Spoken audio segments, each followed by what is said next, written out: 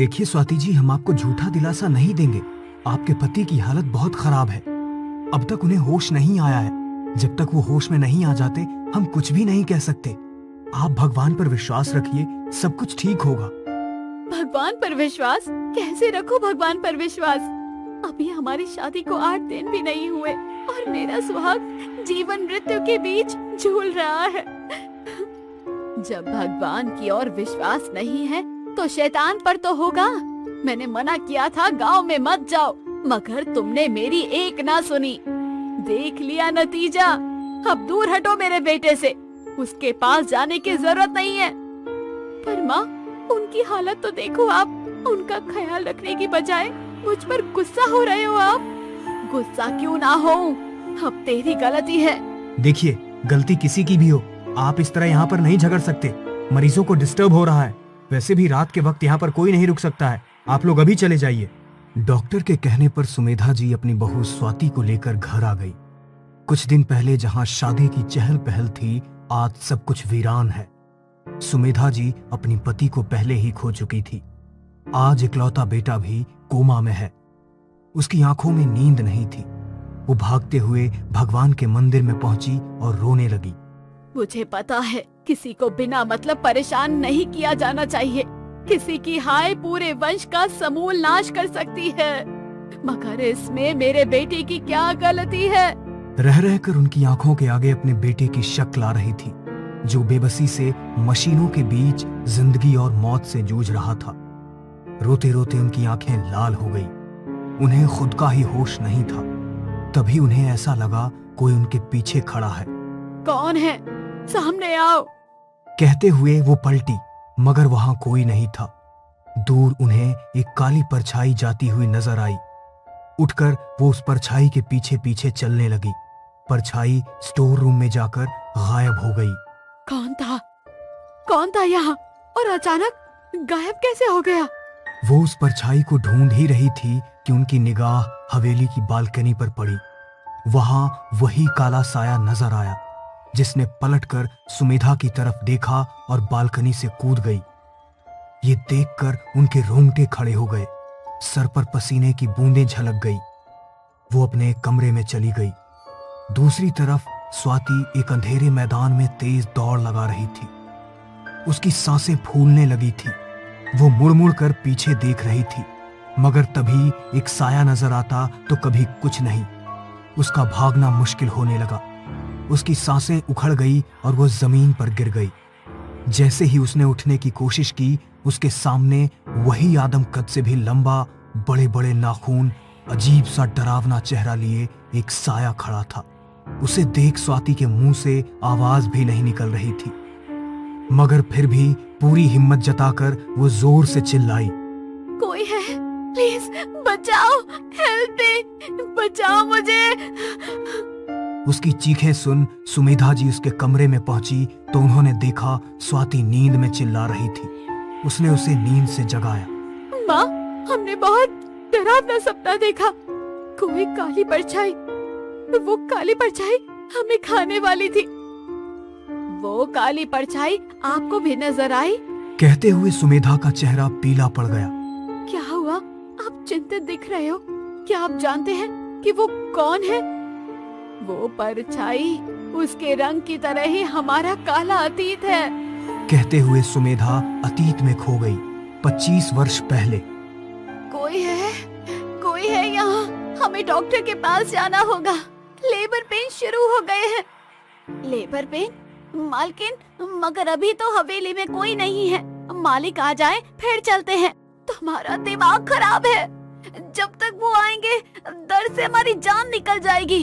कहीं ऐसा ना हो कि यहीं पर डिलीवरी हो जाए।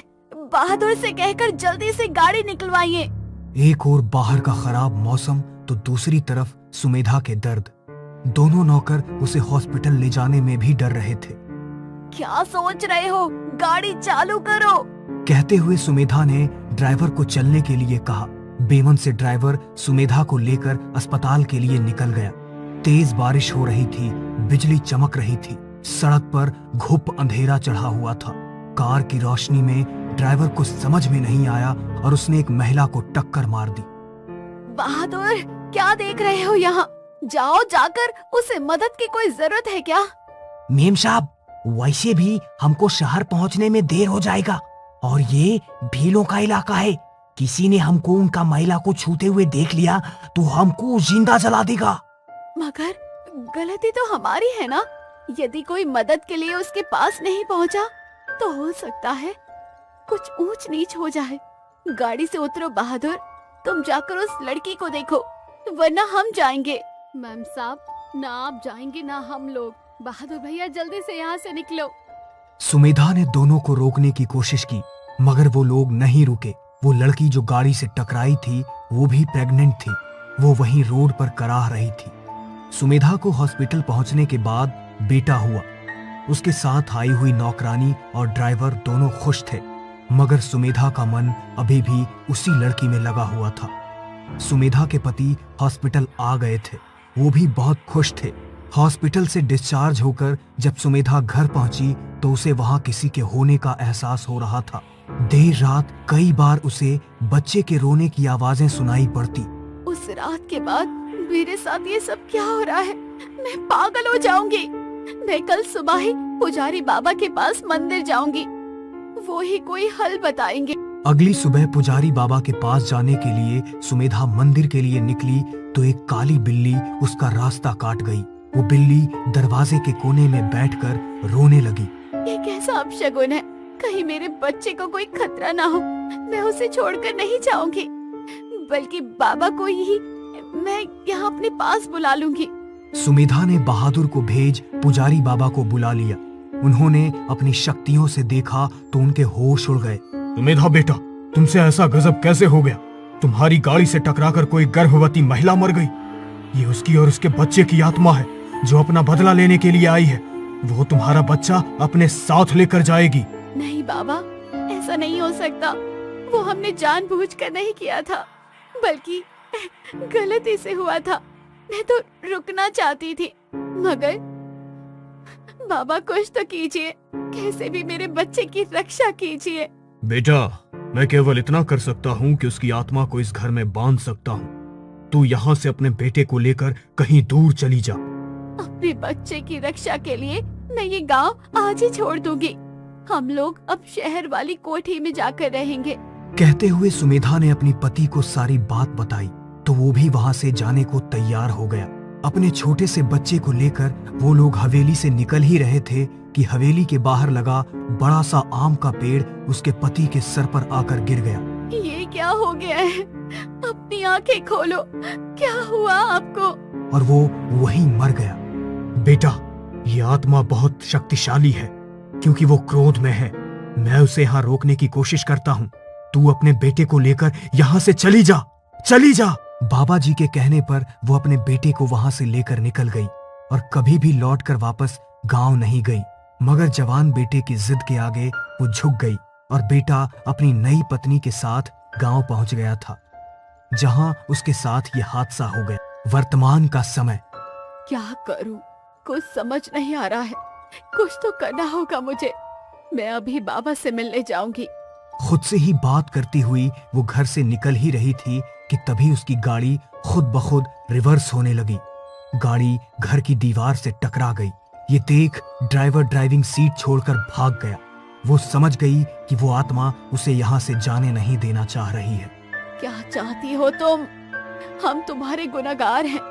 हमारे बेटे को छोड़ दो, हमारी जान ले लो। वैसे भी तुम हमारे पति को छीन ही चुकी हो।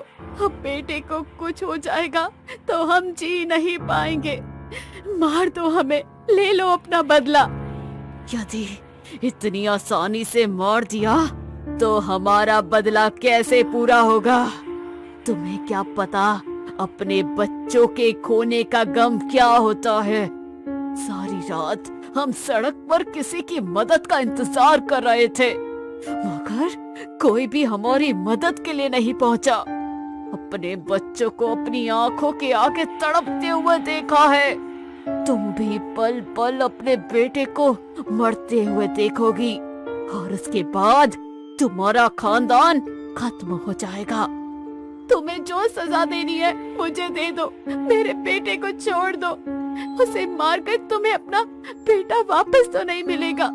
सोचो, यदि तुम्हारा बेटा जिंदा होता तो वो भी उसी की उम्र का होता। जवान बेटे पर मुसीबत को देखकर एक माँ के दिल पर क्या बीतती है। मेरा ना सही, उसकी नवविवाहिता के बारे में तो सोचो। अभी तो उसके हाथ का चूड़ा भी नहीं उतरा है। परछाई ने उसकी बात का कोई उत्तर नहीं दिया। तभी स्वाति भी वहां आ गई। उन लोगों की बात सुन उसे सब समझ आ गया था। आप अपने बच्चे की चाह में भटक रही हैं। एक बार मन की आंखें खोलकर तो देखो, राज में आपको अपना बेटा नजर आएगा। यदि आपने मेरे सुहाग को मुझे सुकुशल लौटा दिया तो मैं वादा करती हूँ, हम दोनों मिलकर आपके लिए श्राद्ध करेंगे ताकि आपको मुक्ति मिल सके। स्वाति की बातों का अपनापन और मुक्ति की चाह ने उसके मन से सारा मैल खत्म कर दिया। राज सकुशल घर वापस आ गया।